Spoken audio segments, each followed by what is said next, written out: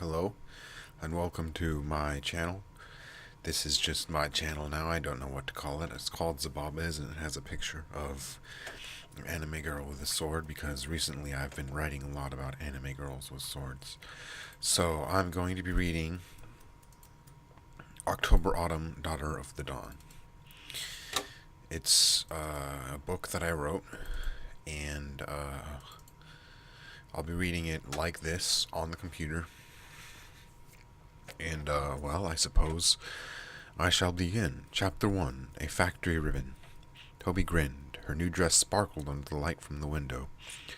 Lace fluttered on the dress's edge, painted by sunbeams and mixing with the scent of log fires.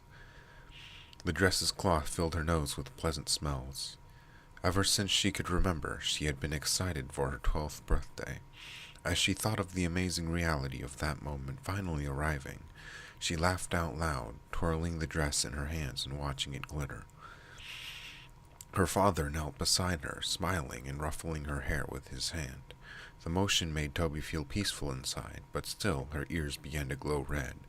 "Father," she said, "I'm not a kid anymore." Her father's smile quieted down without losing its soft edges. Toby stood on her tiptoes to compare herself to him. Her hair came up to her father's shoulder, but with her birthday now past, she felt that the distance between their heights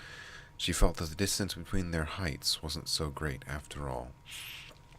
Mannerisms that spoke of a peaceful heart enveloped Toby's father.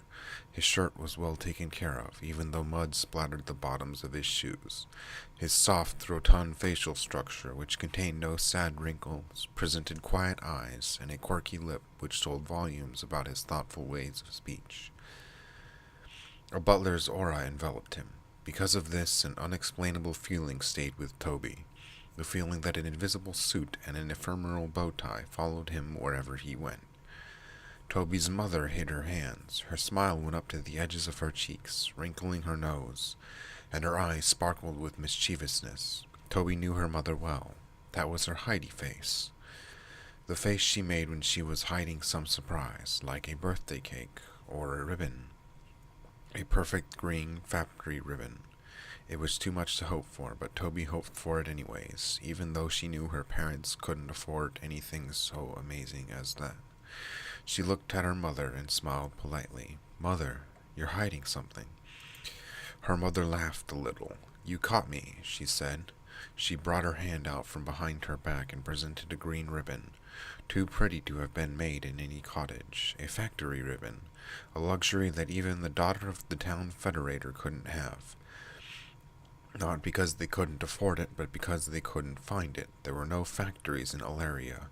The ribbon had soared over the great gap in a skyship, weathered the arid desert of Ca, battled past giant flying squid and a rabid highwayman, and had been passed through the hands of cloth-garbed Lorans and brutish Sarbs, rugged gulls and dainty, pretty hintermen. Toby's lessons did not prepare her for this reality, and combined with the dress, it was an unimaginable gift. Just this dress, alone, without the ribbon, could have brought her to tears. Toby couldn't hold it in anymore. She cried, trying her best to stop, and failing. "Why?" she said, wiping her eyes. "I didn't ask for this."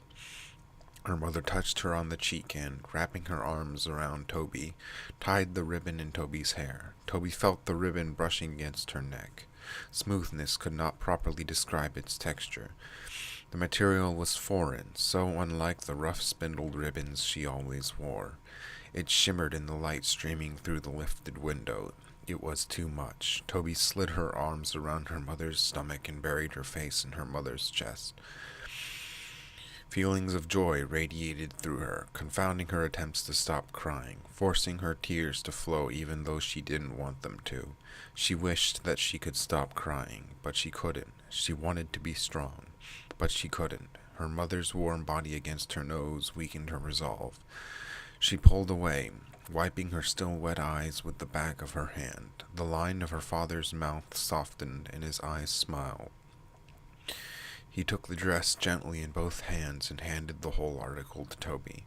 "Show us something amazing," he said. "We'll be waiting in the other room." Toby rubbed her nose, nodding silently. Her parents closed the door softly, looking out at her through the disappearing crack. Toby felt happy. Her disbelief melted away and reality took its place, giving her a profound sense of satisfaction. She dressed herself. On the shelf behind her, a milky white egg rested, speckled with crimson-purple dots that radiated an aura of power. It shuddered quietly as Toby fluffed the last few elements of her dress. A minuscule crack shot through its top. That was October Autumn, Daughter of the Dawn, Chapter 1.